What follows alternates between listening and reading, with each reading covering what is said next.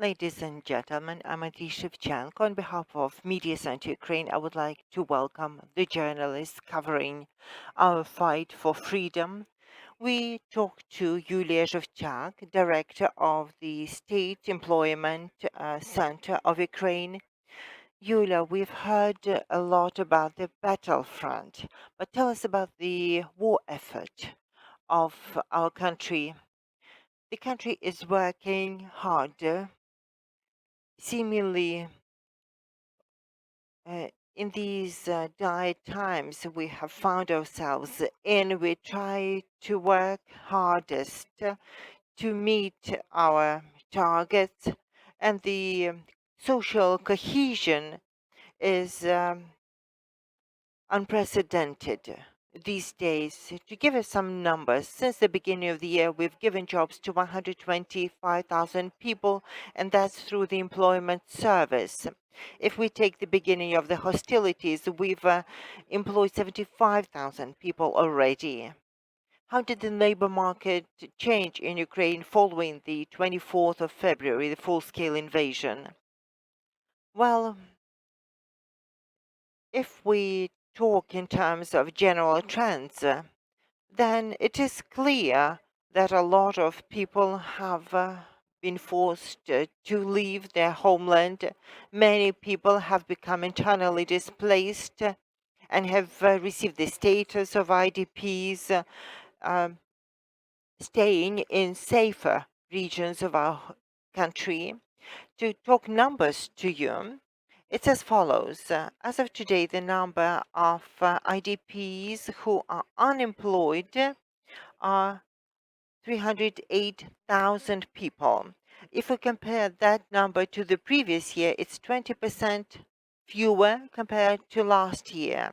If we take the beginning of the hostilities, then we are seeing 2% fewer unemployed people registered than compared to the beginning of hostilities. Those who receive the unemployment benefit of the 308 unemployed Ukrainians is 263,000 people who are entitled to the unemployment benefit. So we can say that there is a large number of people who are working remotely still.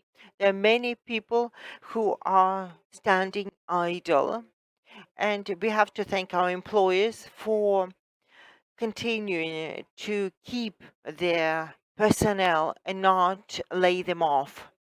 So the situation on the labor market is relatively stable. This is in contrast to the observations we have made. These statistics must cover just part of the real picture. There must be people who've lost their jobs because their companies were put out of operation because of the war. People have left abroad. So can you put this number into context? Let me tell you that officially the number is 308,000 people. We don't have the official statistics of the people who are now standing idle and the people who are working remotely, as many people have gone abroad or are now working in the western regions of Ukraine and are continuing to work remotely. This is why there's such a discrepancy. Whilst million people have become IDPs, but they're not recorded by the employment service. Let me say that people are saying that if a person has become an IDP, they cannot serve their contract with the employer because the employers are out of operation, or the company is in liquidation, or the employer has gone abroad.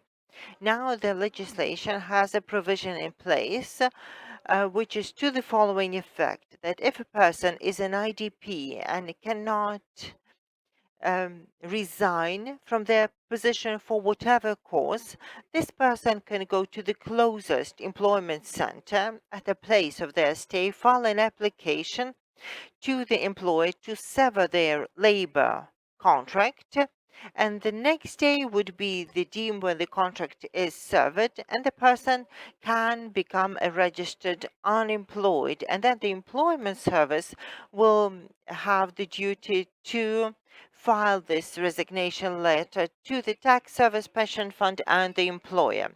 Do we have any expert estimates or some international organizations estimate as to the real number of people who've been rendered unemployed by the Russian aggression? Currently, uh, we don't have the information at hand, and the data that is available is based on the surveys of the employers and employees.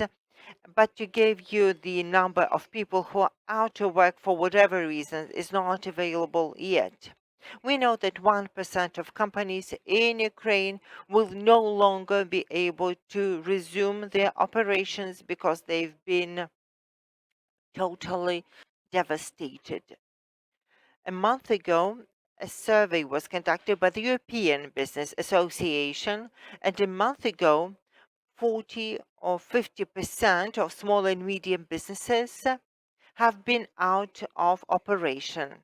Today, we have the new update that the businesses are resuming their operation, and currently 5 to 7% are out of business. There are prospects made by the Ukrainian government and the World Bank about a severe collapse of the Ukrainian economy this year for obvious reasons, and they are naming 45% losses to the Ukrainian economy. What will that mean for the labor market? Apparently, that will mean the loss of jobs. How can we compensate? These days, the government with our involvement is drafting new programs, and one such program means to help support small and medium businesses. A program will assist people wanting to start their business, and there will be another dedicated program to help those people start up their enterprises. There is an existing program in place for the internally displaced people.